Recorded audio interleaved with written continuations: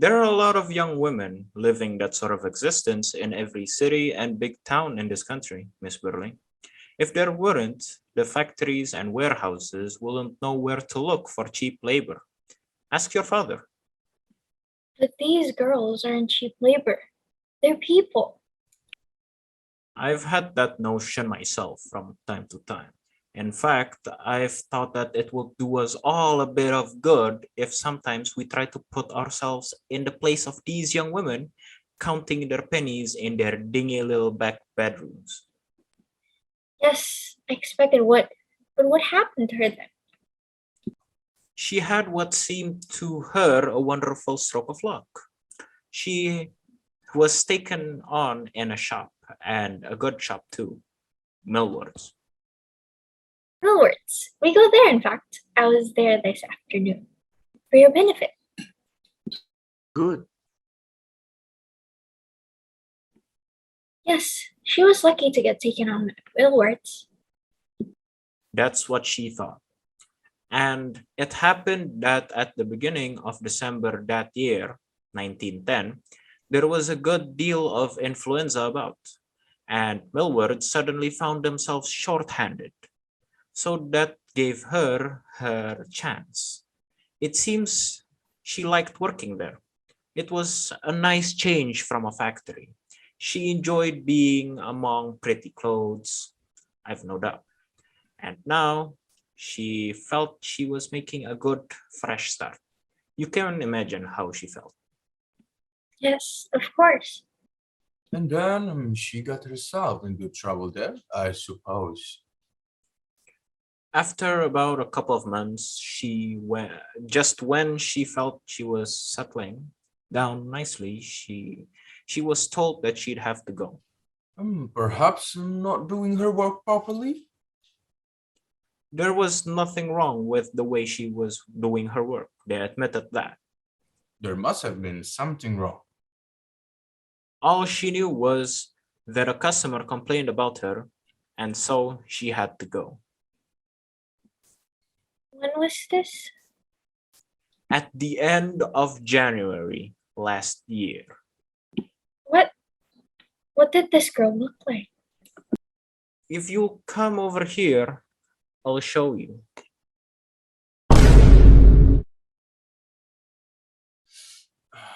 Why the devil do you want to go upsetting the child like that, Inspector? I didn't do it. She's upsetting herself.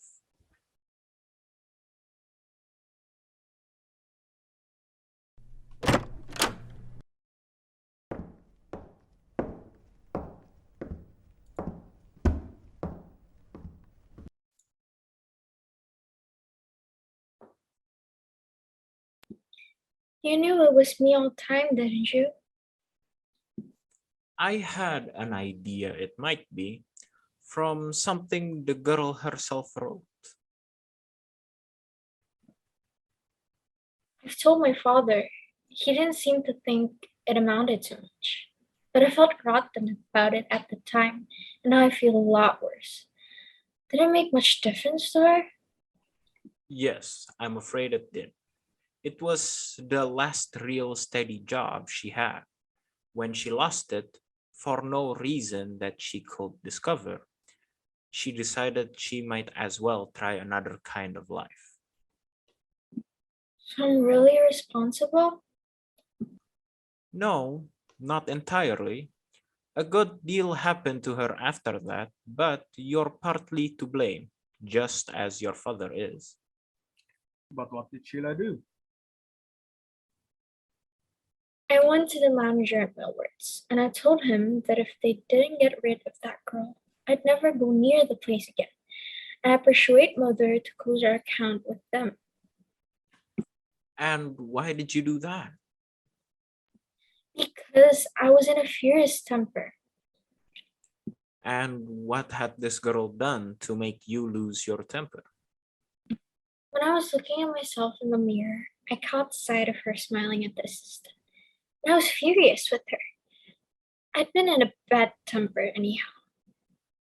And was it the girl's fault? No, not really. It was my own fault. All right, Gerald. You don't need to look at me like that. At least I'm telling the truth. I expect you've done things you're ashamed of too. Well, I never said I hadn't. I don't see why. Never mind about that. You can settle that between you afterwards. So, what happened? I go in to try something on. I look silly in the thing. She tried it, and the dress just suited her. She was the right type for it, just as I was the wrong type. I caught sight of this girl smiling at Miss Frances, as if to say, "Doesn't she look awful?" And I was absolutely furious. I was very rude to both of them. And then I went to the manager and told him that this girl had been very impertinent. And and how could I know what happened afterwards? I couldn't be sorry for her.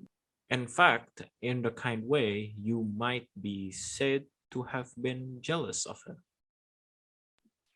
Yes, I suppose so. And so you used the power you had as the daughter of a good customer and also of a man well known in the town to punish the girl just because she made you feel like that? Yes, but it didn't seem to be anything very terrible at the time. Don't you understand? And if I could help her now, I would. Yes, but you can't. It's too late. She's dead. My God, it's a bit thick when you come to think of it. Shut up, Eric. I know. It's the only time I've ever done anything like that.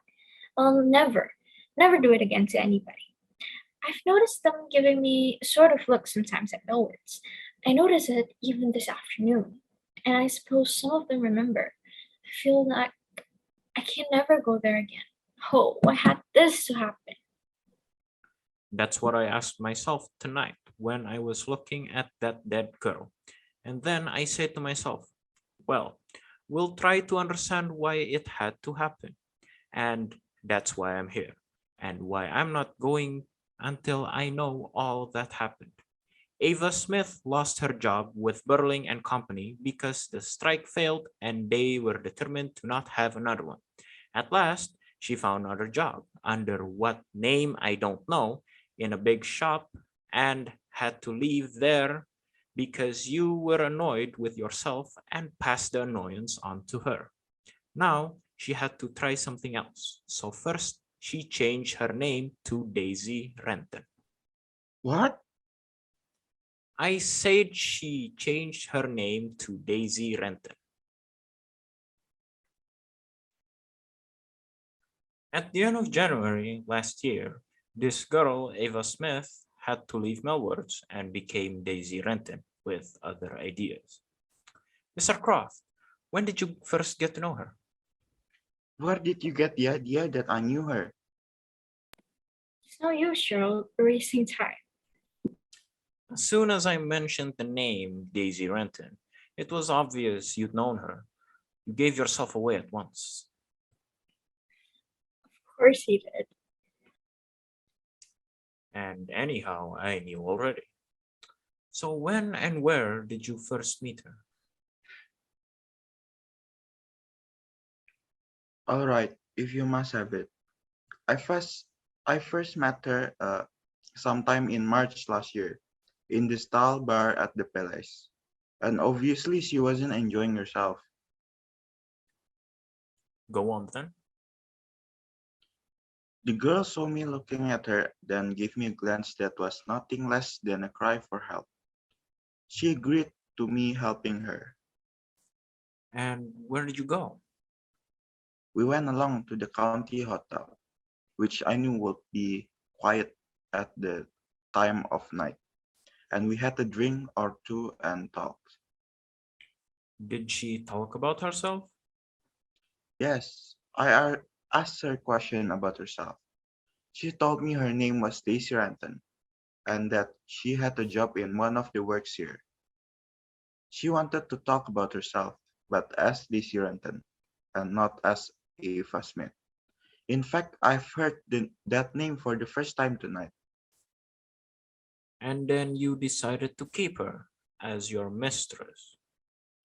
I found out that she had no money and was going to turn out of the miserable back room she had. My friend had a set of room, so I gave her a place to stay. I want you to understand that I didn't install her there so that I could make love to her or ask for anything in return. I was genuinely sorry for her. But she became your mistress? Yes, I suppose it was inevitable. She was young, pretty, warm-hearted, and intensely grateful. I became at once the most important person in her life. You understand? Yes, well, she was a woman, she was lonely, but were you in love with her? It's hard to say. I didn't feel about her as she felt about me. So when did this affair end? I can't tell you exactly.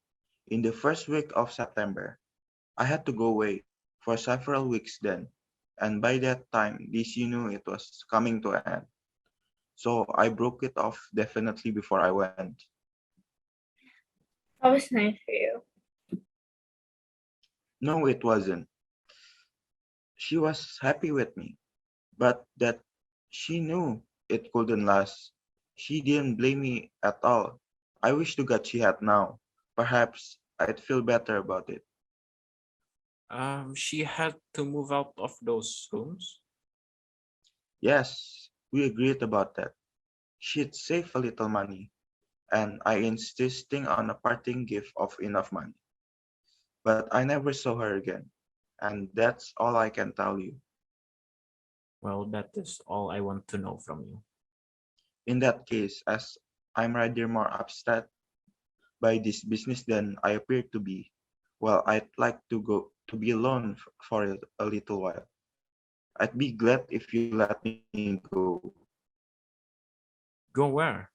Home?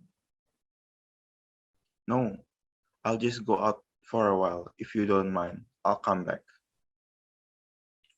Well, if I may proceed, Mrs. Birling, you're a prominent member of the Bromley Women's Charity Organization, aren't you? It's an organization which women in distress can appeal for help in various forms. Isn't that so? Yes, that's right. We've done a great deal of useful work in helping deserving cases. What business is it of yours? The girl. She appealed to your organization for help, didn't she? Yes, but not as Eva Smith, nor as Daisy Renton. As what then? Well, first she called herself Mrs. Birling, and naturally that was one of the things that prejudiced me against her case. Mother, she's just died a horrible death, don't forget. I'm very sorry, but I think she had only herself to blame. Was it or was it not your influence? It was. I didn't like her manner. She made use of our name. Then she had to admit some other things after I began questioning her. It didn't take me long to get the truth out of her. So why did she want help? I don't think we need to discuss it. You have no hope of not discussing it, Mrs. Birling. Listen here, Inspector. I wasn't satisfied with this girl's claim, so I used my influence to have her case refused. And in spite of what's happened to the girl since, I consider I did my duty. I've done nothing wrong, and you know it. The next time you imagine it, just remember that this girl was going to have a child. No, horrible, horrible. How could she have wanted to kill herself? She'd been turned out and turned down too many times. This was the end. Mother, you must have known. It was because she was going to have a child that she went for assistance to your mother's comedy. I'll tell you what I told her. Go and look for the father of the child. It's his responsibility. That doesn't make it any less yours. She came to you for help during a very hard time, and you refused to give her assistance. Look, the girl had begun by telling us a pack of lies. And afterwards, I discovered that she knew who the father was. He at least should have supported her.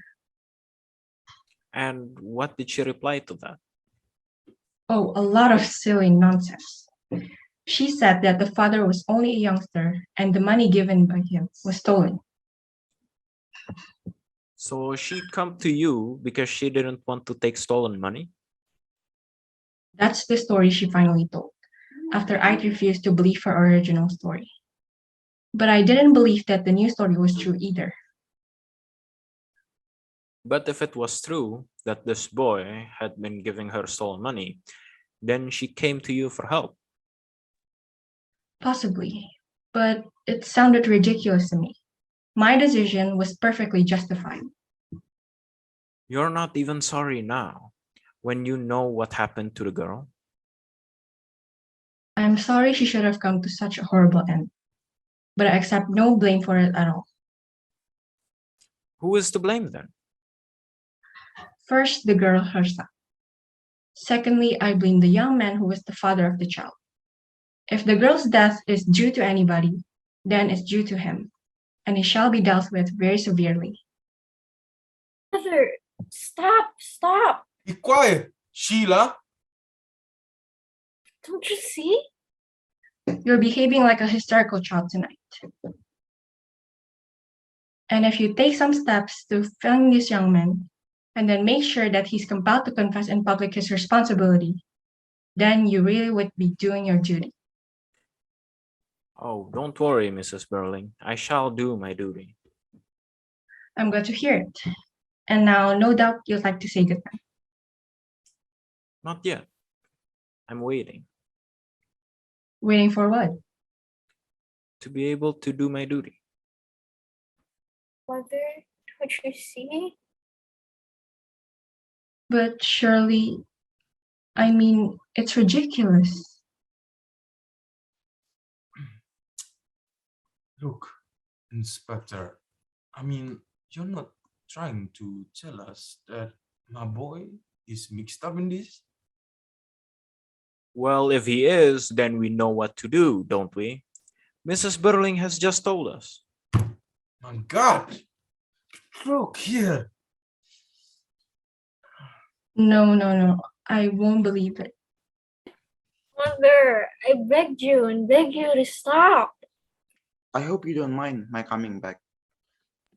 Where have you been? Just getting some fresh air. But as I was walking, I came across a local officer posted near here. So I asked if he knew the inspector.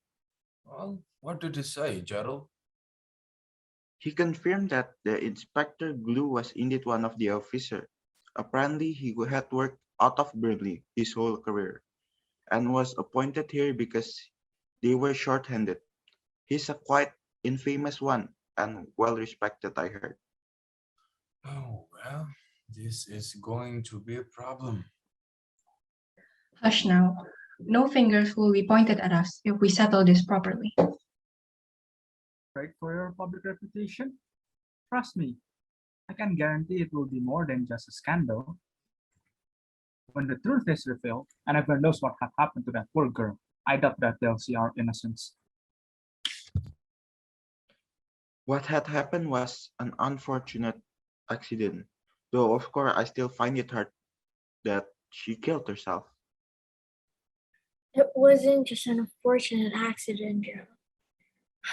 Here's what you missed while you were gone. First, Eric got her pregnant. And second, my mother's charity group refused to give her any financial support despite her desperately asking for help. What? Sheila, you didn't need to tell him that. You people are unbelievable. Especially you, Eric. You just added more burden to an helpless lady. I see, Gerald. While we're on the topic, I still don't get how you could fall for a girl just like that. What more could you ask for when you already had my perfect daughter? Mother, stop! You clearly still don't understand the situation as it is. The girl is dead, and you're to blame here. Especially you. for not giving her the assistance she needed the most. Oh, stop talking nonsense, Eric. She could have searched for more alternatives before ending her life. All I'm trying to say is that she chose to end her life herself. Therefore, we are not to blame for this. You're the one who's talking nonsense, mother. Manners, please. I'm not sure what this family stands for anymore. Sheila, you admitted that you were at fault, and as a Birling, you should have never done that. And Eric, you disappoint me in all ways possible. Father, what I said was right. All of us did play a part in her death. I did send her into misery with no money because of my selfishness. No, Sheila, you did nothing wrong. If that girl worked harder, I'm sure she wouldn't have been in such conditions. It was her own fault for not being strong enough, especially when she needed her independence in such a foreign town. Mother, how could you say that when in reality you could have helped her? Or at least. No, I couldn't. I've said this before and I'll say it again. I was not satisfied with her claim, and it was a fair decision.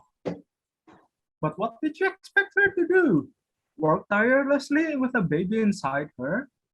Put yourself in her shoes. Do you think you could stand that? Wait, can we stop this for a second? Did you all hear that? Hear what? Can't you hear the shouting and screaming? Seems like there's a huge crowd outside. Eric, check outside. No. Go! Fine. Wait. What if they all came here to celebrate our scandal? You know how much they hate us. Rich people with our money and influence get very little contribution to society. Stop it, Sheila. Our contribution has nothing to do with this. We all know we do not have any scandals. That inspector was just playing with us. Mother, can you not understand? We're doomed. How on earth did we all get into this? They brought torches and pitchforks. My goodness, never have I ever been in such a situation. Look out the window. They've tumbled our gate and thrown torches. We're in for we're in for an old-fashioned prosecution. I cannot stand this.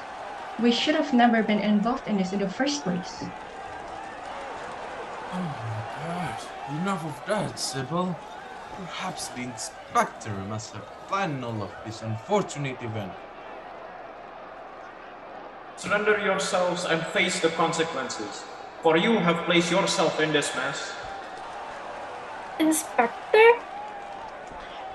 I knew I should never been involved with this crazy family. If it wasn't for the stupid engagement, I wouldn't have come back here. Stupid engagement? Are you kidding me? After all that we've been through, it really meant nothing to you? Does that matter right now, Sheila? You and your family killed an innocent girl. Talking as if you didn't contribute to her death too. You prioritize your feelings over anybody else.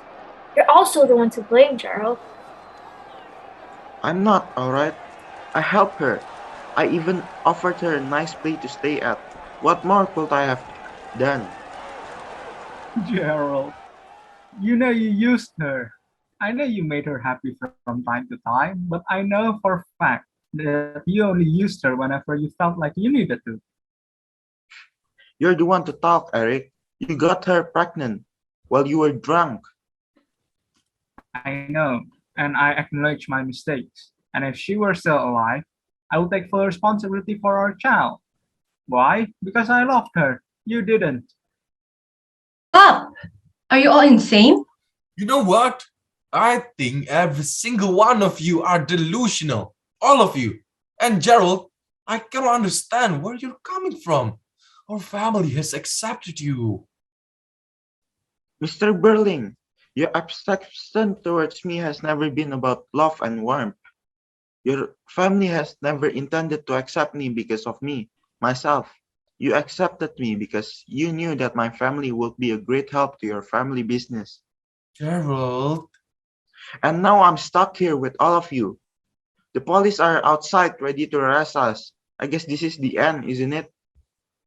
As far as I'm concerned, yes. nonsense. We've nothing to do with Eva's death. I refuse to say or surrender that we all made her kill herself. It was her who made that decision, not us. Two-faced family. I'm done. I'll surrender to them. At least some dignity is all I have left. Not like you fools keeping your ego. I'm with Sheila. I let my sins be judged. What is wrong with you all? There they are. Get them. Stop this madness before I call the police. I'll tell them that you're a riot and an inspector who had threatened my family. I'll make sure you'll rot in jail for the rest of your life. Do you seriously think you can escape this? I have all the evidence in this recording tape, and all of you Birling shall confess your wrongs. The entire time, my sweet Ava had to suffer so much. How dare you? You drive my daughter to suicide! What? What?